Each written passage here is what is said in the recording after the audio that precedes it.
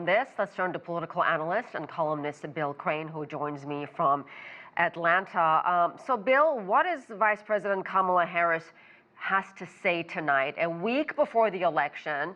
I mean, what does she have to do to sway undecided voters in this extremely tight presidential race? I don't know that there really are at this point enough undecided voters out there to change the outcome.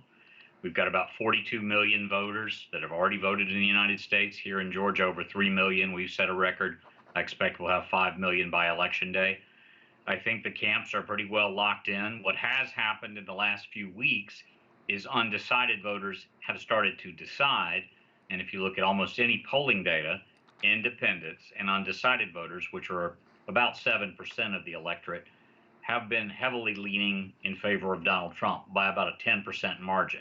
So it's possible, of course, that she wins. The math is still there with the 7 battleground states. There's 2 or 3 different paths, including hanging on to that blue wall and flipping Georgia and North Carolina, which Donald Trump narrowly won in 2020. But I think at this point, it also shows that the Harris campaign is clinging to things typically not used by presidential candidates in their campaigns. This will be the second time in a week the vice president has made a primetime or a news address using the White House and the official office as the president, but in this case, the vice president, as opposed to running as a candidate. Candidates typically don't receive free network airtime here in America in the midst of a campaign. Well, let me move on to Donald Trump and this ugly and racist comments made by a number of speakers at a rally in New York.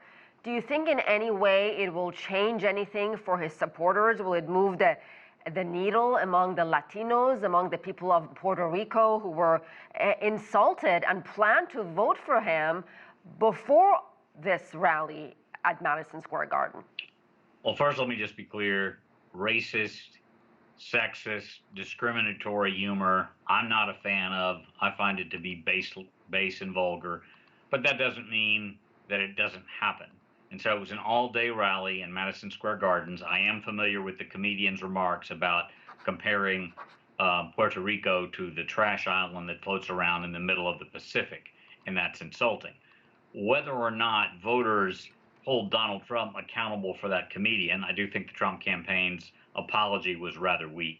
And some of the other candidates' supporters who were there said things, but I don't think anymore that Donald Trump can hold every supporter of Kamala Harris accountable. You had the mayor of New York as an example, who is a Harris supporter, Greg Adams, come forward this past week and say that he can't sign on for the comparisons of Donald Trump to Hitler. So there are gradations of difference between candidates and their supporters and endorsers, particularly when you bring in celebrities and entertainers. There are certainly things that rap singers have said that are in support of Kamala Harris that wouldn't stand a scrutiny from a larger public audience.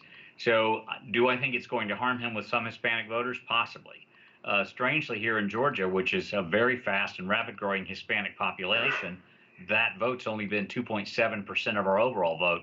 A lot of Hispanic voters seem to be sitting on the sidelines. All right, and finally, what do you make of a number of major newspapers that backed Joe Biden in 2020? They've decided they're not going to endorse Kamala Harris.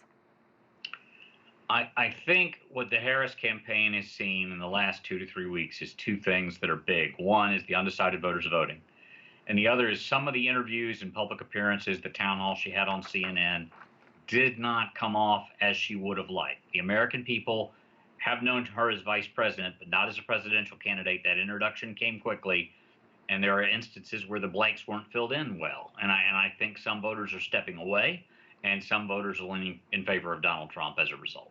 All right, we'll leave it there. Bill Crane, thank you. Take care.